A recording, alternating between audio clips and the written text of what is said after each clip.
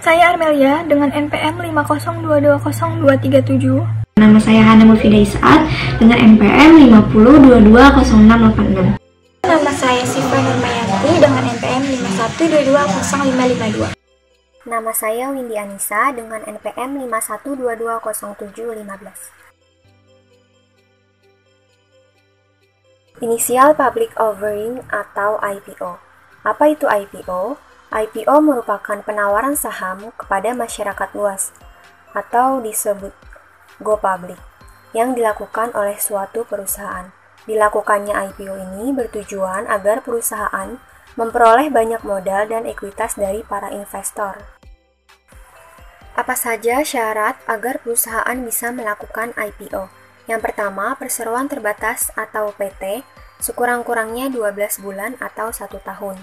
Dalam artian, PT tersebut sudah berdiri atau berjalan sekurang-kurangnya 1 tahun. Dan yang kedua, perusahaan memiliki aktiva bersih berwujud, sekurang-kurangnya 5 miliar dengan laporan keuangan audit tahun buku terakhir, memperoleh opini wajar tanpa pengecualian dari akuntan publik yang terdaftar di OJK. Dan yang ketiga, menjual sekurang-kurangnya 150 juta saham atau 20% dari jumlah saham yang diterbitkan untuk ekuitas kurang dari 500 miliar rupiah. 15% dari jumlah saham yang diterbitkan untuk ekuitas mulai dari 500 miliar rupiah sampai dengan 2 triliun rupiah. 10% dari jumlah saham yang diterbitkan untuk ekuitas lebih dari 2 triliun rupiah. Dan yang syarat yang terakhir, jumlah pemegang saham publik sekurang-kurangnya 500 pihak. Proses pendaftaran dan penjualan perusahaan untuk menjadi go public.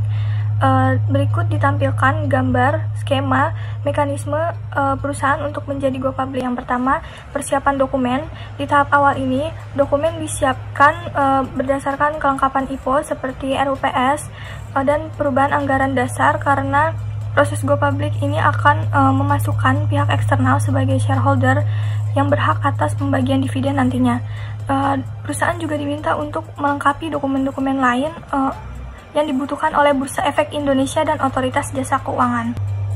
Selanjutnya yaitu penyampaian perjanjian permohonan pendahuluan pencatatan saham ke Bursa Efek Indonesia. Dokumen seperti profil perusahaan, audit keuangan, dan proyeksi keuangan, serta dokumen-dokumen lainnya menjadi salah satu syarat untuk membuat surat perjanjian pendahuluan pencatatan saham ke Bursa Efek Indonesia. Prosedur ini merupakan tahap awal untuk ditelaah oleh Bursa Efek Indonesia setelah sudah dipresentasikan oleh perusahaan. Kunjungan fisik oleh Bursa Efek ke perusahaan juga menjadi salah satu syarat dalam dokumen ini. Bila semuanya sudah terpenuhi, maka persetujuan prinsip dari Bursa Efek ini akan diberikan berupa perjanjian pendahuluan pencatatan saham. Yang ketiga yaitu penyampaian pernyataan pendaftaran ke Otoritas Jasa Keuangan atau OJK.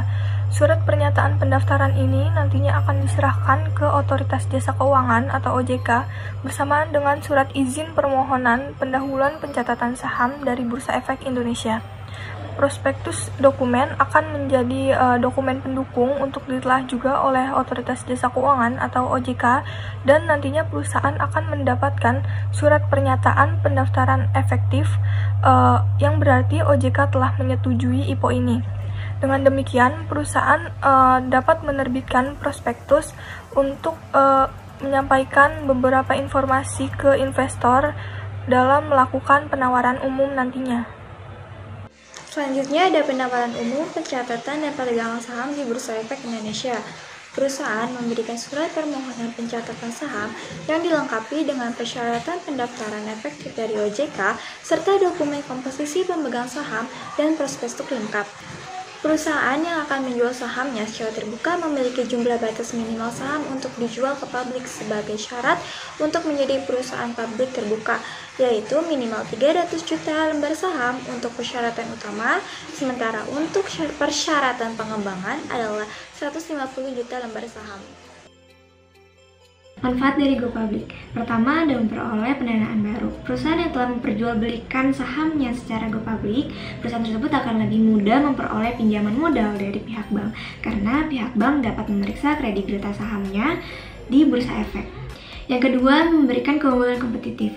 Perusahaan yang telah go public akan memiliki tuntutan lebih besar untuk meningkatkan kualitas produk, pelayanan, dan operasionalnya untuk meningkatkan kinerja dari suatu perusahaan tersebut. Yang ketiga, melakukan merger atau akuisisi. Perusahaan yang sudah go public akan lebih mudah dan lebih cepat melakukan merger atau akuisisi dengan cara menerbitkan saham sebagai alat pembayarannya. Yang keempat, meningkatkan kemampuan going concern. Maksudnya di sini adalah kemampuan perusahaan untuk menjaga kelangsungan bisnisnya menjadi lebih baik dengan cara memperdagangkan sahamnya di bursa, sehingga dengan memperdagangkan saham tersebut, perusahaan tersebut akan mendapatkan tambahan dana untuk kelangsungan bisnisnya. Yang kelima, meningkatkan citra perusahaan. Perusahaan yang telah go public artinya saham perusahaan tersebut sudah diperjualbelikan di bursa efek, sehingga akan banyak calon investor yang ingin tahu apa sih produk yang dijual oleh perusahaan tersebut, dan itu akan berdampak pada pasar dari suatu perusahaan tersebut menjadi luas. Yang keenam, ada mempermudah akses masuk ke pasar uang. Gimana sih caranya biar cepat dan mudah untuk masuk ke pasar uang? Dengan cara menerbitkan surat utang jangka panjang maupun jangka pendek. Ketika para investor sudah tertarik dengan satu perusahaan dan juga mendapatkan kepercayaan dari publik, perusahaan jadi punya kesempatan untuk meningkatkan nilai dari surat utang tersebut di masa depan. Yang terakhir adalah meningkatkan nilai perusahaan. Sudah pasti dengan memperjualbelikan saham secara go public, performa dan keuangan suatu perusahaan akan meningkat, sehingga akan berdampak juga kepada harga saham dari suatu perusahaan, sehingga nilai dari suatu perusahaan itu akan meningkat secara keseluruhan.